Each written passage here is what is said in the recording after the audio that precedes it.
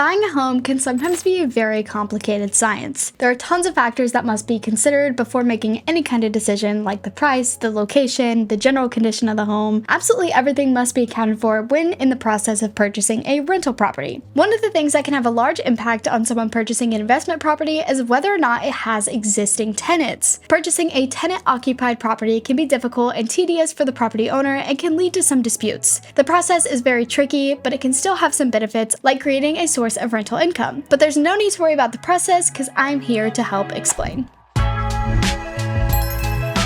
Welcome back, Loopers. My name is Sydney and I'm a content creator here at DoorLoop. In this video, I'm going to be going over the complete process of purchasing a property with existing tenants. We'll also go over some of the benefits and drawbacks to purchasing a house with tenants. So to get started, let's go over how landlords find themselves purchasing a property with existing tenants. When real estate investors are looking to purchase a rental property, they're typically vacant. This means that the investor or real estate agent is responsible for searching for new tenants. They're also responsible for fixing up the property to make sure that it's ready for new tenants. However, sometimes the property isn't vacant. This means that there are existing tenants living on the property. These tenants have an existing lease agreement that was formed with the previous landlord. This is when the main issues arise. Although the property has been sold to a new owner, the tenants still have the same rights as before. This could very well be something beneficial, but it could also have some drawbacks. Making this kind of decision is far from easy, and for this reason, I'm going to cover the pros and cons to consider when deciding whether or not to buy a house with a tenant. First pro is immediate cash flow. This is because the tenants that occupy the rental property already pay rent, and you'll just be transferring those payments to you. This is a great benefit because it means that you'll not need to spend any time occupying the property. Occupying the property includes many landlord obligations like finding tenants, drafting a new lease agreement, searching for property management companies, and much more. All of this is avoided if you simply pick up from where a previous owner left off. Another notable benefit is that the property is already suitable for tenants. This means that you've purchased a safe and habitable property that is ready to be rented out as soon as the current tenant's lease term expires.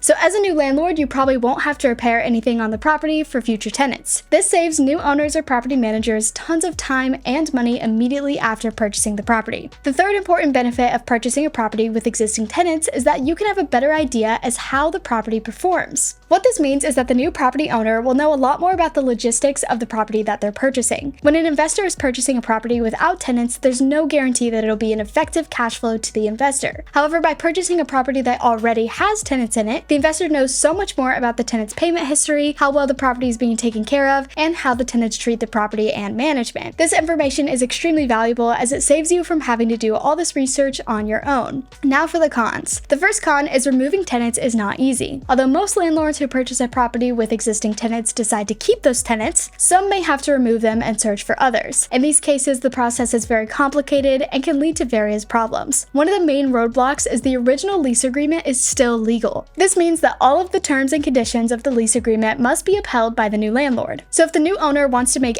any sort of changes, they must wait until the lease expires or have the original tenants agree to the new terms. You must also make sure that anything you're doing is in accordance with the state and local laws regarding landlords and tenants. Another very serious drawback of purchasing a property with tenants already occupying it is that you run the risk of having uncooperative tenants. These tenants are not good because they will not work with the new landlord for anything. For example, uncooperative tenants may be accustomed to one form of paying rent and may not want to change that way. This could cause the landlord to lose a lot of time and money trying to accommodate the tenant's desire to continue paying rent the original way. And lastly, a con of purchasing a property with tenants is that you take over all the legal responsibilities. This means that the new landlord is immediately held liable for anything on the property that does not meet legal requirements. This is not usually the case, however, because landlords generally do a good job of maintaining the property and making sure that it's up to date with everything. Also, it's common for new landlords to conduct an inspection of the property before purchasing it. This way you can find out about any legal liabilities before even committing to the purchase. So after going through the various pros and cons of purchasing a property that already has tenants in it, there's still some other things that are useful to know, such as you need to know the landlord obligations. Whether the landlord is purchasing a vacant or occupied property, it's important to be familiar with their obligations. In most states, landlords are obligated to maintain a safe and habitable environment within the property. This may include things like maintaining common areas within the property, property, ensuring that all structural elements are sound and safe, providing access to running water and heating/air conditioning, and making sure all electrical, plumbing, heating, and ventilation systems are in order. These are just the general duties of a landlord, and they can expand greatly from here. There are also many things that you can do as a landlord to help maintain the relationship with the tenants. One of the most effective ways to maintain a healthy relationship is by keeping an open line of communication. Start your experience off on a positive note by introducing yourself to the tenant and giving them any information they'll need to know about you. Another way is to give proper notice before doing anything. This includes things like rent increases, inspections, and lease violations. The next thing to know is to do your homework. As a prospective landlord, there are many things that you should do before purchasing a property to make sure that everything is in good condition and ready to be taken over. As long as the former landlord did a good job on their end, everything should be fine. However, if the former landlord did not do a good job, it's your duty to correct any mistakes. The first thing that you should do is read over the lease terms. This is a good starting point because you'll have to uphold this exact lease when you take over. Then you may want to look over rent payment receipts from the current property owner so you know about the tenant's payment consistency. After that, you should closely inspect the property to make sure there are no legal risks to be worried about once you purchase it. Finally, you should open a healthy relationship with the inherited tenants. This is extremely beneficial and long-term and can potentially save landlords a lot of time and money. Not sure how to begin your relationship? Well, you can send the tenants a landlord introduction letter. You can actually find a template for your own introduction letter by clicking the link down in the description. Lastly, it's extremely important that the new landlord has the lease agreement inspected. They should make sure that it complies with all local landlord-tenant laws. It should be inspected to make sure that it is fair with both the tenant and the landlord. And apart from that, the security deposit should also be verified.